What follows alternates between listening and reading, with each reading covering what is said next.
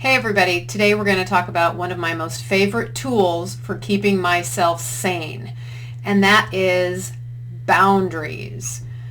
I know boundaries might sound like a bad word, but oh my goodness, they are one of the most favorite tools that I have in my toolbox.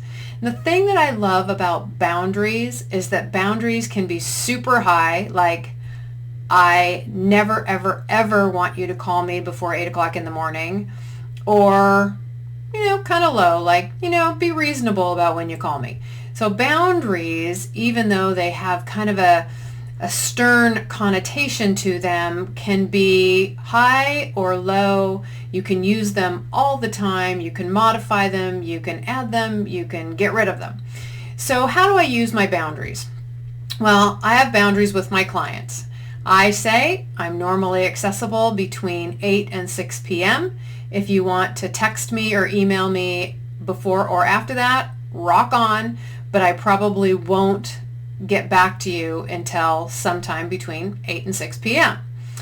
The other thing that I like about boundaries is it allows me to be able to figure out what I want to say yes or no to, or yes, and I can do that later. So a boundary might be, hey Cindy, can you take on this project? And if I want to do it, I might say, yes, I can, and I can do it next week, but I can't do it right now. So the boundary is letting me manage my time better, but yet not having to say no to something. Boundaries can also serve us when we may or may not want to have a conversation about something. People get pretty spooled up talking about politics or religion or whatever, and sometimes just having a boundary that says, I respect you and I enjoy my time with you, but I am not going to have a conversation around these types of elements. That's my boundary. And so boundaries are really cool. You can use them to protect yourself. You can use them to manage your time. The one thing that I always have to tell people about boundaries is you need to communicate them. So if you decide that you want to have a boundary around people showing up on time, then you need to tell them, here's my boundary. I'll wait for you for 10 minutes and then I'm leaving. You can't get all spooled up and throw a boundary in there if you haven't actually told people what your boundaries are.